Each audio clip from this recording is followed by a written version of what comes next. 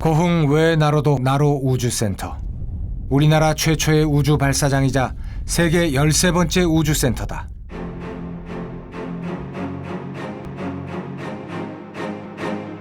한국형 발사체 누리호의 시험 발사를 앞두고 조립동이 분주하다. 일단 넣어도 돼. 넣어도 돼? 넣어도 뗄 수 있으니까 일단 들어가는 게 중요하니까. 밀착시켜. 시험 발사체 성능 검증을 위한 인증 모델 QM 조립.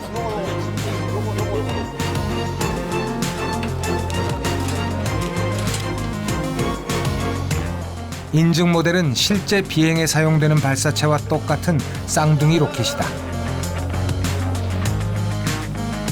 2015년 8월 한국형 발사체 개발 사업 2단계 착수. 2단계 사업 목표는 순수 우리 기술로의 우주 발사체 개발이었다. 한국형 발사체는 잘 아시다시피 저희 우리나라의 독자적인 기술로 이제 설계와 제작, 시험을 다 진행을 하고 있고요. 한국형 발사체는 우리나라 기술로 만들려고 지금 노력을 하고 있습니다. 그래서 이 모든 것들이 잘 진행이 돼서 발사체가 이제 개발이 완료가 되면 순수하게 우리 손으로 발사체를 개발한 국가 반열에 이제 저희가 올라갈 수 있고요. 세계적으로 10위 안에 드는 그런 기술력을 저희가 보유하게 된다. 이렇게 보시면 될 것 같습니다.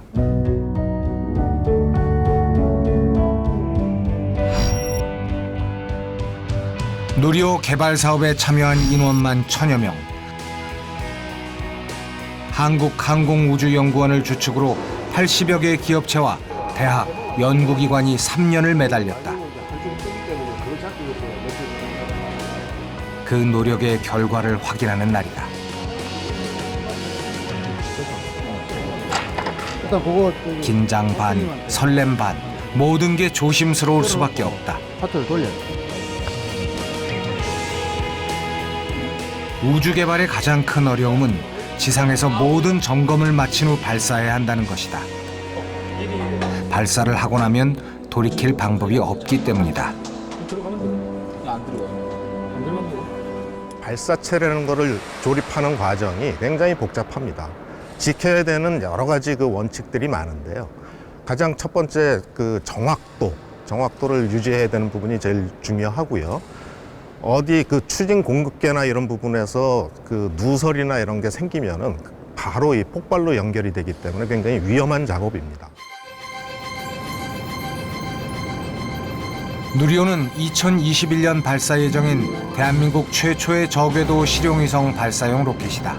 총 중량 200톤, 길이 47.2m의 3단형 로켓. 1단에는 75톤급 액체 엔진 4기가 들어가고 2단에는 75톤급 액체 엔진 1기, 3단에는 7톤급 1기가 장착된다. 10월 발사 예정인 시험 발사체는 2단으로 길이 25.8m, 최대 직경 2.6m, 중량은 52.1톤으로 누리호의 4분의 1, 2013년 발사된 나로호와 비교하면 3분의 1이 조금 넘는다.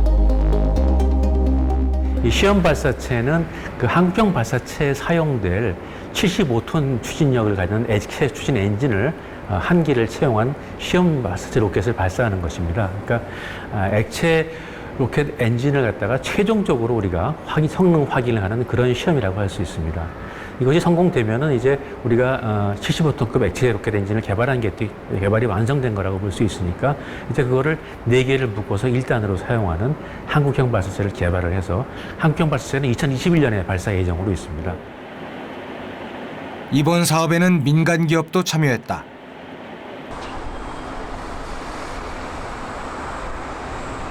경남 창원에 있는 한화 에어로스페이스. 한국형 발사체를 구성하는 엔진과 연료 펌프, 가스 발생기 같은 주요 부품을 최종 조립한다. 발사체 엔진은 1200여 개의 부품이 만든 정교한 시스템이다. 그 조합이 완성되기 위해서는 각각의 구성품들이 완벽해야 한다. 이 중 하나라도 오차가 있다면 시험은 원점에서 시작된다. 저희가 3D CAD상으로만 만들었던 제품을 실제로 이제 가공을 해서 이제 조립을 하려고 보니까 너무 안 맞는 부분이 많았습니다. 조립 자체가 안 돼서 이제 설계를 완전히 다시 해야 된다거나 조립 자체를 아예 못하는 경우들이 이제 가끔 생겼기 때문에 예, 그런 거에 대한 대응이 좀 어려움이 많이 있었고요. 오랜 경험으로 기술이 축적돼 있거나 일정 정도 수준에 오른 선진국에 비하면 우리나라는 걸음마 수준. 하지만 안보 방위 산업과 관련된 우주 개발 기술은 국가 간 기술 이전이 불가능한 게 현실이다. 설계부터 개발까지 모든 과정을 스스로 터득해야 하는 국내 연구진에게는 엄청난 부담이었다. 끊임없는 시험과 실패의 연속. 시행착오로 해답을 찾을 수밖에 없었다. 엔진도 이제 저희가 언제 뭐 만들어 왔습니까? 근데 불이 붙어서 타야지 엔진 아닙니까? 엔진을 타게 하려면 시동을 시켜야 된단 말이죠. 그 시동 과정을 어떻게 시퀀싱을 정확하게 정의를 하고 하드웨어가 망가지지 않고 불이 붙어서 정격전까지 올라가느냐. 그게 그냥 보기에 따라서는 쉬워 보이지만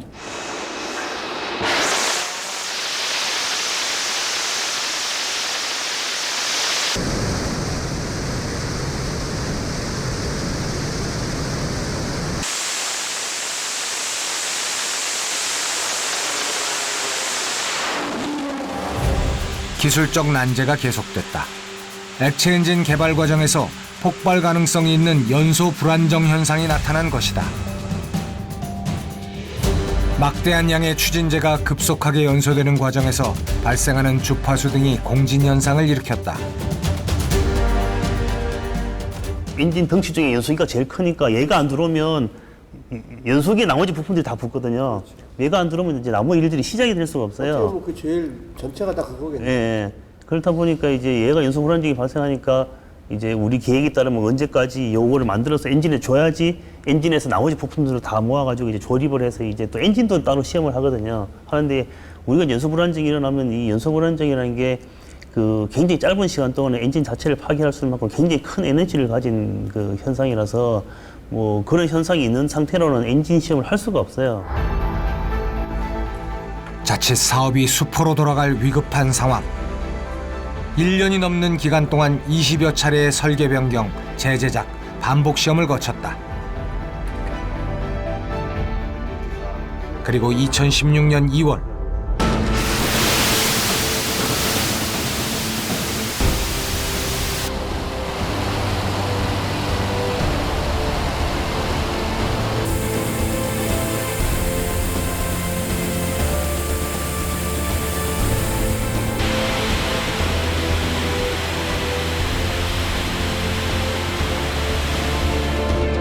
엔진 연소 시험은 완료되었습니다.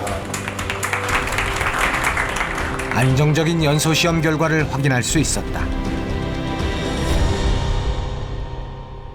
현재 한국형 발사체에 들어가는 75톤급 엔진을 초기 개발 단계 지나고 중간 단계 온 거거든요. 시험 발사체에 실제 들어가는 엔진이기 때문에 무사히 마쳤다는 데 큰 의미가 있습니다. 1962년 미국이 아폴로 프로그램을 개발할 때 일입니다. 1단에 들어가는 F1 엔진에 우리나라와 똑같이 연소 불안정이 발생했고 4년 동안 2천여 번의 실험을 통해 문제를 해결합니다. 그에 비하면 우리는 1년 5개월, 20여 차례 실험. 비약적인 발전입니다. 우주도시 고흥을 뜨겁게 달구는 축제가 열렸다. 올해 11회째를 맞은 우주항공축제는 우주로 가는 유일한 스페이스 플랫폼 나로호 발사 현장 견학, 스페이스 뮤지엄 우주과학관과 국립청소년 우주센터 체험, 그리고 로봇과 드론 체험, 어린이 어드벤처와 물의 난장 등으로 재미를 더했다. 나로 우주센터가 우리 고흥에 있다고 하는 것은 고흥으로서는 큰 자산이라고 생각을 합니다. 나로 우주센터뿐만 아니라 항공센터, 또 국립 청소년 우주 체험관, 천문과학관 뭐 이런 것들이 종합적으로 있기 때문에 다른 지역에 비해서는 상대적으로 비교 우위에 있다 이렇게 생각을 합니다. 앞으로 과학 로켓 센터를 건립해 가지고 이 소형이지만은 수시로 발사를 해서 그런 발사를 계기로 해서 우리 항공 산업도 육성시키고 관광객도 많이 올 수 있도록 해야 된다고 생각을 합니다. 2013년 나로 발사 이후 고흥을 찾은 방문객은 200만 명. 우주는 여전히 호기심의 대상이고 소중한 관광 자원이다. 우주도시 고흥군의 발전 방향을 알려주는 나침반이다.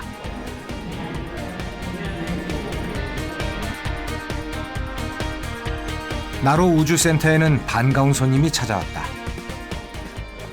시험 발사 준비 상태에 들어가 있습니다. 그래서 저희는 단독 성능 시험이라고 부르는데 그게 이제 발사대 자체의 성능을 테스트한다는 수행을 하고 10월 달에 한국형 발사체 주무부처의 수장과 미래 우주 시대를 이끌 전국 대학생 로켓 동아리 방문. 시험 발사 예정일이 다가오면서 단체 견학이 잦아졌다. 대한민국 역사상 처음 있을 현장을 확인하고 국가적인 경사에 응원도 보내고픈 마음일 것이다. 고흥 나로 우주센터라는 것을 우리 대한민국의 우주 산업의 또 하나의 그 우주 정보의 메카로 이 관련한 산업들도 연결하고 또 진주 사천 쪽에 우주 부품 산업 단지가 있습니다.